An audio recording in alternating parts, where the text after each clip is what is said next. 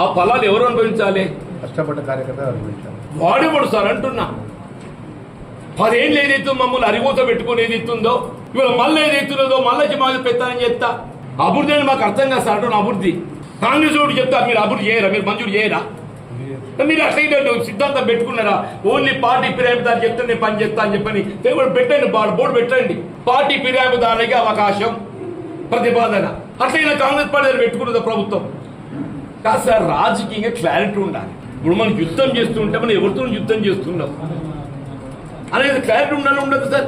మనం ఏ పక్షం ఉన్నాం? మనం శత్రుపక్షం వచ్చి మనం పక్కన సొచ్చి వాడు పక్కన బల్లెం పెట్టి కొడుతుంటే ఎక్కడికి వెళ్ళి కొట్లాడతాం? ఏముందని కొట్లాడతాం?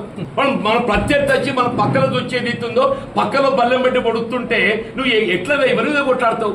అభివృద్ధి అంటే ఏంటి? మీరు పార్టీ ఫిరాయించడం చెప్తే అభివృద్ధి చేస్తే తప్ప మీరు చెప్తే చేయరా? అంటే మాకు కనీసం ప్రతిపాదించే ఆలోచన లేదా సార్? మాకు కాంగ్రెస్ లో తెలివి లేదు సార్. రాజ్యపేట చేయాలను మాకు ఎట్లా పొట్టు నింపుకోవాలో మాకు తెలియస్తారంటూ నేను కానీ మొత్తం జగిత్యాల నియోజకవర్గం ఏదైతుందో వాడు Gowri Shankar infra builders private limited వాడు పొట్టనింపాలి. వాడు ఎవడు సార్ అడుగుతున్నాను. దయచేసి ఒకటి పెట్టండి. Who is this Gowri Shankar infra builders private limited? మున్సిపాలిటీల వర్క్ వచ్చినా వాడే చేయాలి, వాటర్ వర్క్స్ వర్క్ వచ్చినా వాడే చేయాలి, గోదాములు వచ్చినా వాడే చేయాలి.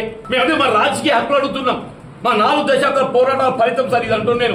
చెప్తున్నాను మానసిక హింస గురి కావడానికి కారణం ప్రధానంగా శ్రీధర్ బాబు గారు 1 లక్షల మరి ఇల్లు ఇస్తారని చెప్పండి.